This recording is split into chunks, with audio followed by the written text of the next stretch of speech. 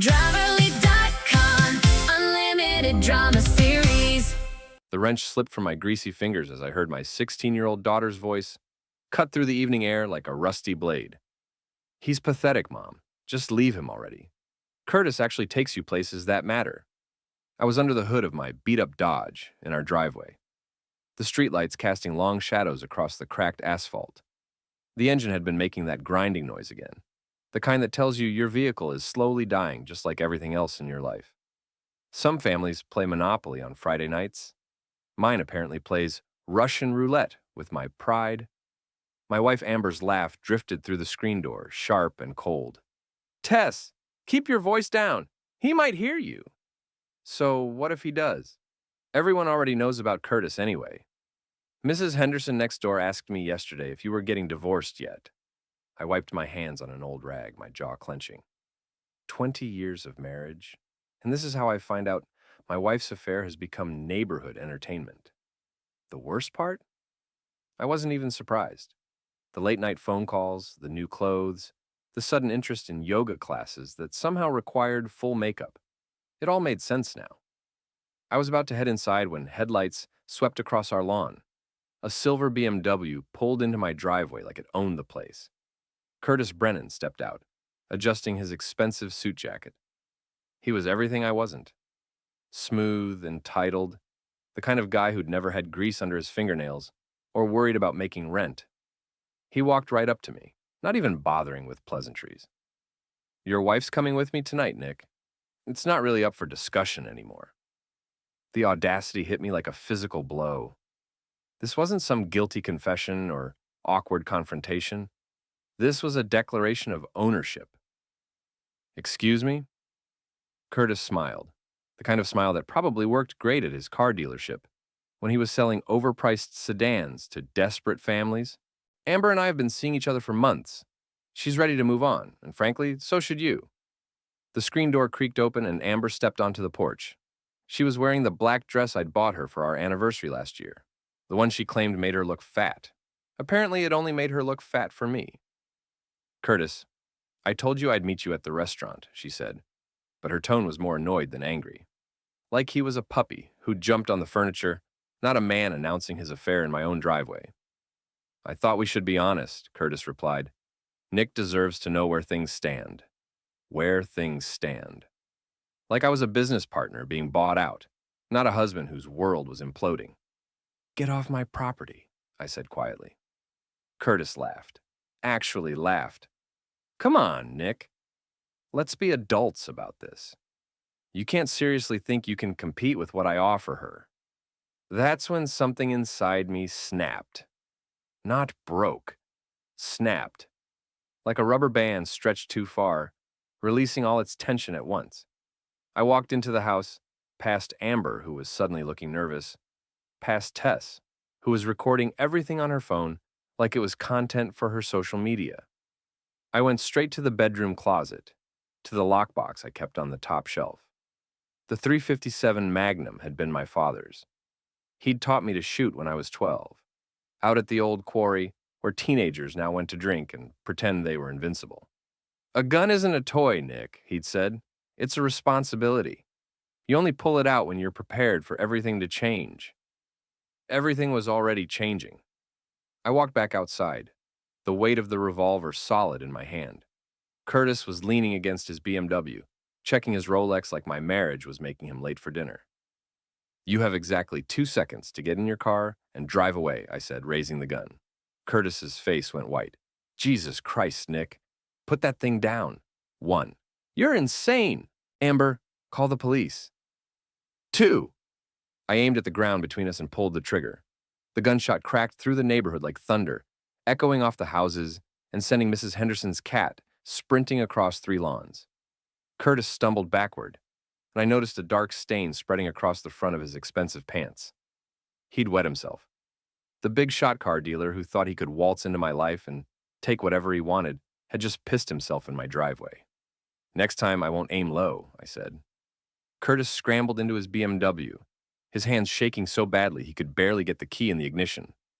Amber ran after him, her heels clicking on the asphalt. "Wait! Curtis, wait for me!" She threw a desperate look back at the house, at me standing there with the gun still in my hand, and made her choice. She got in the passenger seat. I watched them drive away, taillights disappearing around the corner like the last 20 years of my life. Then I turned to Tess, who was still filming from the porch. If either of you comes back here, I called loud enough for the whole neighborhood to hear. I'll be waiting. The door slammed behind me, leaving me alone in a house that suddenly felt like a tomb. The smell of gunpowder hung in the air, mixing with the lingering scent of Amber's perfume. I sat down at the kitchen table, still holding the gun, and wondered what the hell I was supposed to do next. Outside, I could hear sirens in the distance, getting closer. The police sergeant who showed up was Danny Morrison, a guy I'd gone to high school with. He took one look at the scene, the bullet hole in the asphalt, Curtis's abandoned dignity, and me sitting calmly on my front steps, and shook his head. "Warning shot?" he asked. "Warning shot," I confirmed. "Anybody hurt?" "Just some pride in a pair of pants." Danny wrote it up as a domestic disturbance. No charges filed, since I'd fired into the ground on my own property, and nobody had been threatened with bodily harm. Technically. The legal system has a funny way of defining threats. "Nick," Danny said as he was leaving, "maybe next time try a conversation first." I did. It lasted about 30 seconds. After he left, I sat in my empty house and took inventory. The refrigerator hummed, the clock ticked.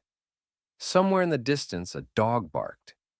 These were the sounds of my new life, quiet, hollow, and utterly alone. The first few days passed in a blur of bitter coffee and bad decisions. I gave away most of Amber's clothes to Goodwill, keeping only a few items that I threw into Riverside Pond like offerings to whatever God handles failed marriages. Her makeup collection went in the trash. Her books, mostly self-help garbage about finding your authentic self, went to the library. It was therapeutic in a way, erasing the physical evidence of 20 years. But it also felt like performing surgery on myself with a butter knife. On Thursday, 3 motorcycles roared into my driveway. The lead rider pulled off his helmet, revealing a familiar face covered in tattoos and bad decisions. "Uncle Nick," Tyler grinned, showing off a gold tooth I was pretty sure hadn't been there at Christmas. "Heard you had some excitement." Tyler was my brother's kid, 25 years old and professionally unemployed. He ran with a motorcycle club that called themselves the Iron Ravens, though they were more like iron pigeons, loud, messy, and constantly looking for scraps. "What do you want, Tyler?" "Curtis Brennan hired us to come have a talk with you. Paid us $500 to explain how things are going to be." I looked at the other 2 bikers, both wearing leather vests covered in patches and attitude. "And how are things going to be?" Tyler's grin widened. "Well, that's the funny thing. See, Curtis didn't know you were family when he hired us, and family trumps cash every time." He reached into his jacket and pulled out a roll of bills. "We're returning his money with interest. Told him if he wanted to hire muscle, he should probably check the family tree first." "You didn't have to do that." "Sure I did.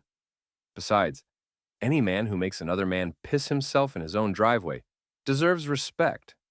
Tyler laughed, a sound like gravel in a blender. "We heard about that all over town. Curtis has been laying low ever since."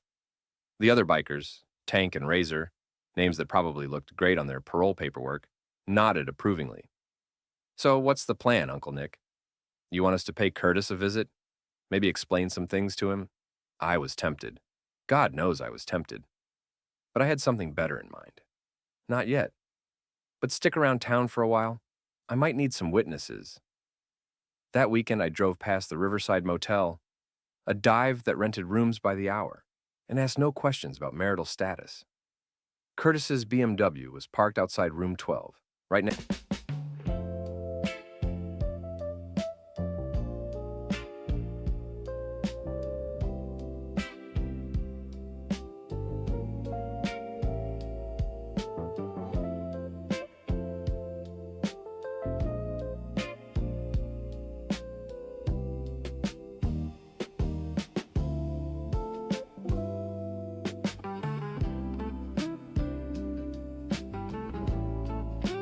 Next to Amber's Honda.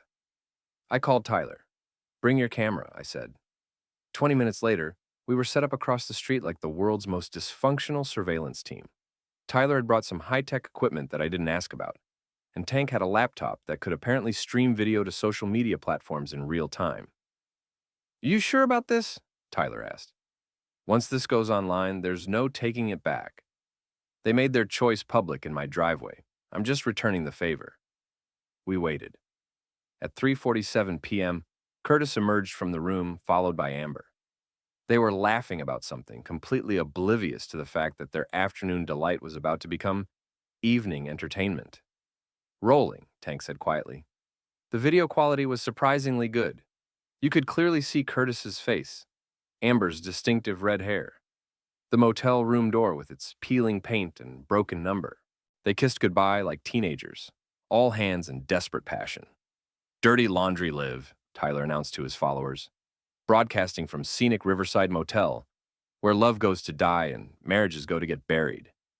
The viewer count started climbing immediately. 50, then 100, then 500. The comment section exploded with recognition, gossip, and the kind of moral outrage that only comes from people watching someone else's life fall apart. Curtis got in his BMW and drove away. Amber stood there for a moment, checking her phone, probably texting him about their next rendezvous. She had no idea that half the town was watching her adjust her skirt and fix her hair. Stream's over, Tank announced. But it's been saved to about 15 different platforms. I felt a cold satisfaction settle in my chest. It wasn't revenge yet. That would come later. This was just the opening act. That night, my phone started ringing. Friends, neighbors, people I hadn't talked to in years. Word was spreading faster than a wildfire in August. The last call came at midnight. It was Amber. How could you? She screamed into the phone. How could you do something so cruel? I didn't do anything, I said calmly. I just watched you do it. You ruined everything. Curtis is furious. His wife saw the video. Curtis has a wife, I asked. Huh. Guess you're not as special as you thought. The line went dead. I poured myself a whiskey and sat on my front porch, looking out at the neighborhood where I'd lived for 2 decades. Tomorrow, the real work would begin. Monday morning arrived with all the subtlety of a brick through a window. I was drinking coffee and reading the newspaper, an old habit that made me feel connected to a world that still printed news on paper. When my phone buzzed with a text from an unknown number.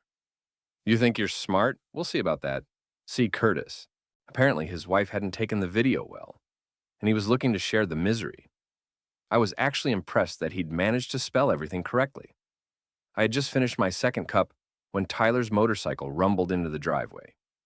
He was alone this time, wearing a grin that suggested trouble was about to become my new hobby. Uncle Nick, you need to see this. He handed me his phone, showing Curtis's Facebook page. There was a long post about psychotic ex-husbands and dangerous individuals who threaten innocent people. According to Curtis's version of events, I was an unstable veteran, I'd never served, with anger management issues, probably accurate, who had threatened to kill him and his girlfriend. Creative interpretation. He's trying to get ahead of the story, Tyler explained. Make himself look like the victim. How's that working out for him? Tyler scrolled down to the comments. They were brutal. Apparently, being caught on video at a cheap motel doesn't generate much sympathy, even when you're claiming to be the victim. People aren't buying it, but he's got some supporters. Mostly other cheating husbands, looks like. I handed the phone back. Time for phase 2. Curtis owned Brennan Motors, a used car lot on the south side of town that specialized in selling overpriced vehicles to people with bad credit and worse judgment. It was the kind of place that advertised no credit, no problem, and meant yes, credit problems. Yes, our problem now. I drove over there in my old Dodge, the engine making that grinding noise that sounded like my marriage dying in slow motion. The lot was full of cars that had seen better decades, all sporting bright yellow price tags that probably violated several consumer protection laws. Curtis was in his office, visible through the big glass windows that faced the lot.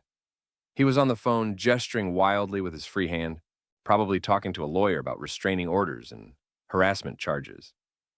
I parked right in front of his office and got out slowly, making sure he could see me coming. His face went pale when he spotted me through the window. He said something quick into the phone and hung up. The office door had a little bell that chimed when I opened it. Curtis was standing behind his desk like it was a fortress, his hands shaking slightly. You can't be here, he he said. I'll call the police. This is a public business, I replied, looking around at the cheap furniture and motivational posters. I'm a potential customer. What do you want? I sat down in the chair across from his desk, taking my time to get comfortable. I want to buy a car, something reliable, something that won't break down when I need it most. Curtis's eye twitched. We don't have anything in your price range. You don't know my price range. Look, Nick, I'm sorry about how things happened, but Amber and I, we're in love. Real love. Something you probably wouldn't understand. I leaned back in the chair. Real love. Is that what you call afternoon motels and lying to your wife? My marriage was over long before I met Amber. Funny. Your wife seemed pretty surprised by that video. Curtis's face flushed red. 2 key cards. You asked for 2. Who was the second for? My colleague needed a place. Your colleague who calls you baby in her texts? Watch more on Grammarly.com. You had no right to film us. That was a private moment. In a public parking lot. At a motel. In broad daylight. I stood up slowly. Nothing private about it. What do you want from me? I walked over to the window that looked out on the car lot. Curtis's pride and joy was parked right outside. A restored 1969 Camaro SS, cherry red with racing stripes. He'd spent 2 years working on that car, according to the local newspaper article that had featured him as Businessman of the Month last year. Nice car, I said, and don't even think about it. I turned back to him. I'm not going to touch your car, Curtis. I'm not going to threaten you or hurt you or do anything that might get me arrested. I'm just going to make sure everyone in this town knows exactly what kind of man you are. They already know. You made sure of that with your little video stunt. That was just the beginning. I walked toward the door, then stopped and looked back. Oh, and Curtis, you might want to invest in some adult diapers. I have a feeling you're going to need them. His face went white again, and I could see the memory of our last encounter playing behind his eyes. The fear, the humiliation, the warm wetness spreading down his legs. I left him standing there and walked back to my truck. As I was getting in, I noticed a small crowd had gathered at the edge of the lot. Word was getting around that Nick Morrison was paying a visit to Curtis Brennan, and people were curious to see what would happen next. I gave them a little wave and drove away, leaving Curtis to explain to his customers why he looked like he'd seen a ghost. That afternoon, I paid a visit to Amber's law firm. Hartwell and Associates occupied the top 3 floors of the tallest building downtown, the kind of place where justice was measured in billable hours and moral flexibility was a job requirement. I'd been there before, of course. Christmas parties, office picnics, the occasional dinner with Amber's colleagues. I knew the layout, knew the people, knew exactly where to find what I was looking for. The receptionist, a young woman named Jessica, who'd always been friendly to me, looked up nervously when I walked in. Hi, Mr. Morrison. Are you here to see Amber? Actually, I'm here to see Mr. Hartwell. Is he available? I'll check. She picked up the phone, whispering urgently into it. A few minutes later, Richard Hartwell emerged from his office. He was a tall, thin man with silver hair and the kind of smile that probably cost extra. Nick, what brings you by? I need to talk to you about Amber. His smile faltered slightly. Perhaps we should discuss this in my office. We walked past the cubicles where junior associates toiled over contracts and depositions. I could feel their eyes following us, sense the whispered conversations that would start the moment we were out of earshot. Hartwell's office was impressive. Leather furniture, expensive art, windows that offered a commanding view of the city.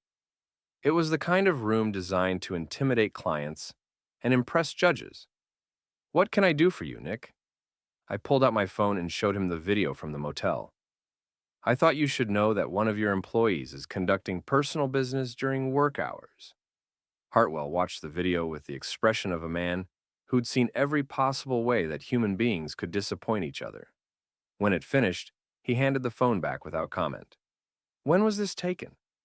Last Friday, 2:30 in the afternoon. I checked Amber's timesheet. She was supposed to be in depositions. I see. There's more. I showed him screenshots of text messages between Amber and Curtis, planning their meetings, discussing their relationship. I'd gotten them from Tyler, who'd gotten them from someone who'd gotten them from someone else. The digital age has made privacy an illusion, Hartwell studied the messages carefully. How did you obtain these? Does it matter? They're real. He was quiet for a long moment, staring out the window at the city below. Nick, I understand you're hurt. Betrayal is painful, especially from someone you love. But I can't make personnel decisions based on personal disputes.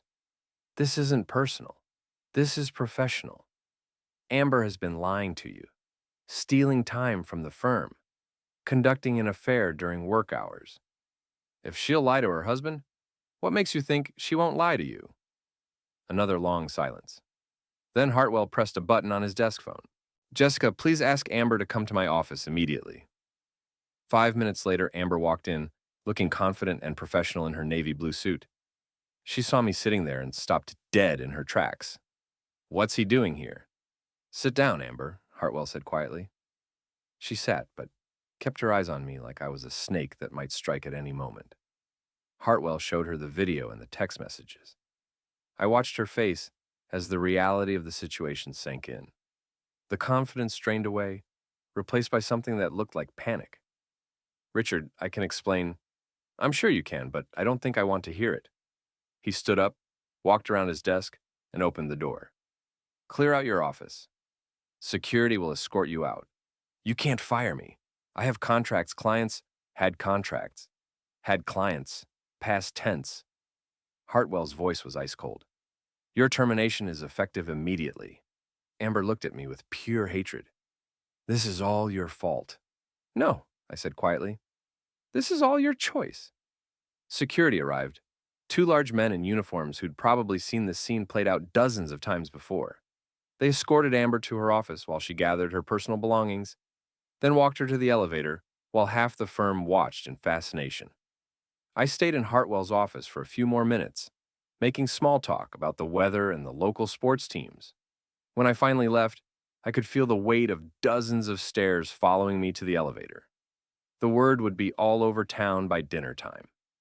Amber Morrison, caught cheating, fired from her job, publicly humiliated. And this was just the beginning.